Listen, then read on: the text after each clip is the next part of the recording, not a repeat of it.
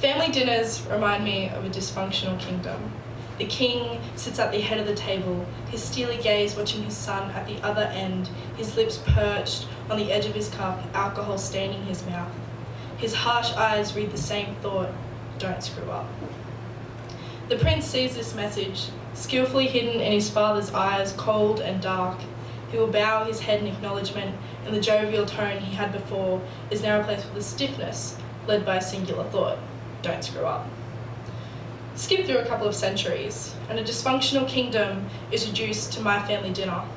Currently, my cousin Gemma hasn't paused to breathe since she sat near me, words spewing from her mouth about her internship. Uncle James and Auntie Lisa chatter into my father's ear, although his eyes never stray too far from me. My mother tries to ignore this. He's watching me to make sure I don't snap at Gemma for talking too much, or that I let my words drip with sarcasm like honey off the spoon. His gaze makes my stomach churn, flames of anxiety burning my ribs, smoke clogging my throat.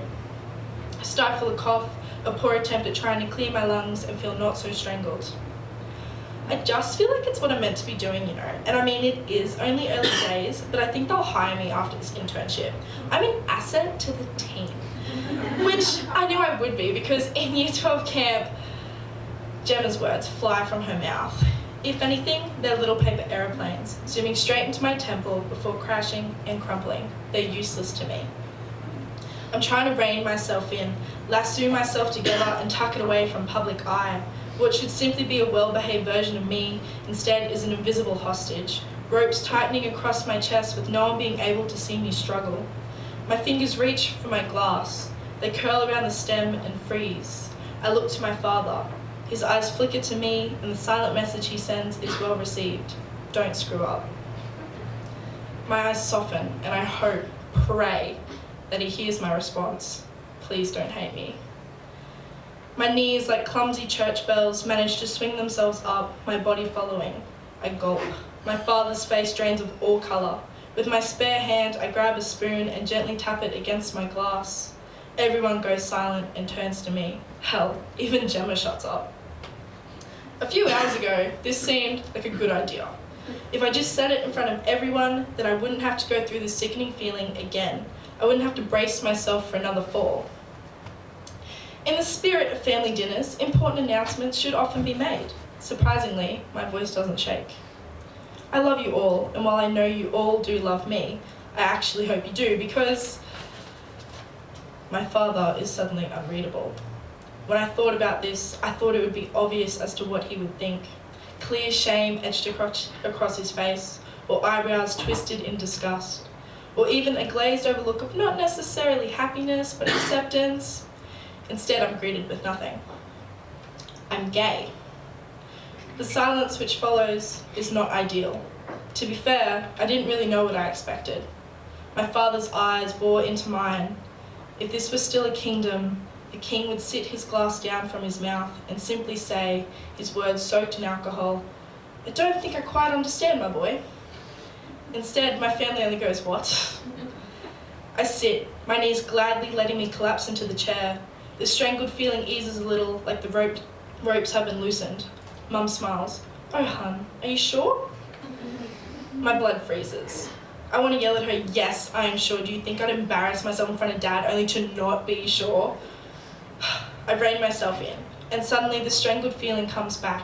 My imaginative ropes which bind me seem to snake around my throat, cutting off the air, cutting off the words. I want to breathe, I want to scream that this is me, but my ribs pull tight, my lungs refuse to let the air in and out of my body.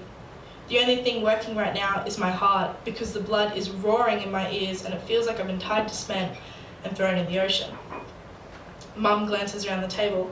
It's okay if you are, but I mean, we were all a little curious at your age. Auntie Lisa interjects. Your mother is right.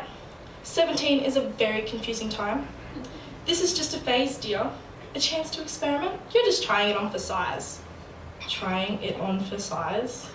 I don't think Auntie Lisa understands the extent of her closet joke. My father is quiet, and so is Uncle James. Gemma takes the opportunity to refill her glass. I wasn't expecting a good reaction, but I was not prepared for a dismissive one. It's like I've drawn myself on paper, shown them who I am, only for them to say that it doesn't look like me. The conversation ends there. Throughout the dinner, my father doesn't dare look at me. I choke down my food, and Gemma launches back into talking. It's as if I never uttered a word. Later, as I clean the table, the evening's antics having shifted rooms, I let a few stray tears roll down my face. I thought this feeling of keeping my real self tied back, this hostage situation, would have ended.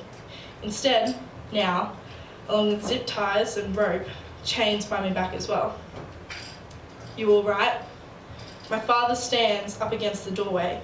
His face remains unreadable. I quickly wipe my face and grab a plate. Yeah, of course. I continue to stack plates. He takes a step towards me. So, you're gay? Amazingly, he doesn't choke over the word, not the way I thought he would. I shrug my shoulders. Don't worry, Mum says it's only a phase. I show a slight grin and roll my eyes, because I'm only 17, whole life ahead of me yet. Dad winces at my sarcasm. I grab the last plate and go to walk past. He blocks the doorway. He sighs, causing my eyes to fleet to his face. I had a friend once, a while ago. Yeah? Good for you. What's the point? The air that sucks up through his nose makes me want to swallow the words I just spat at him. He looks down. He was a good friend, and one night he told me he was like you. Gay, you mean? No, well, yes he was, but that's not what I was getting at. There's a small hint of sadness in his words. He told me he was gay. But what I failed to hear, what he was really telling me, was he was tired of pretending. Pretending to be straight, to be this reformed version that he thought he should have been. It was like he was holding himself back. I didn't hear it back then. I didn't hear that plead that he just wanted to be himself. A tear falls from my cheek, down my chin, and splatters onto the plate. I try to not let my voice shake. What happened to him? I didn't see him again after that same year. As far as I know, I was the only person he knew. It's been 18 years. It doesn't take a mathematician to know they weren't in high school when my father last saw him 18 years ago. My eyes bore into my father's. Wait. Dad interjects. He was 29. He had held that secret around for nearly 30 years, held himself back for 30 years. It wasn't just a phase for him. Now I know what your mother and Lisa said, but if you say this isn't a phase, kiddo, then it isn't a phase. He wipes his eyes. I don't want to have to look into your eyes in 13 odd years and realize I missed you trying to be yourself. I don't want to look back and realize you were strangling yourself trying to be what we wanted. I want you to be happy, not held back. He looks directly into my eyes, and I am so sorry if you thought otherwise all these years.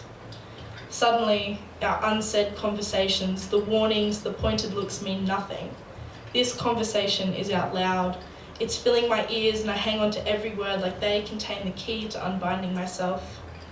He stares straight at me, and for a brief second, one more message gets said, although this time it isn't from across the dining table, full of food, but rather a pile of dirty plates, as if what was to be said and chewed through is now digested and realized. My father places a hand on my shoulder. You can let yourself go now, kiddo. For the first time in a long time, I take a breath, as in I really take a breath. Thank you.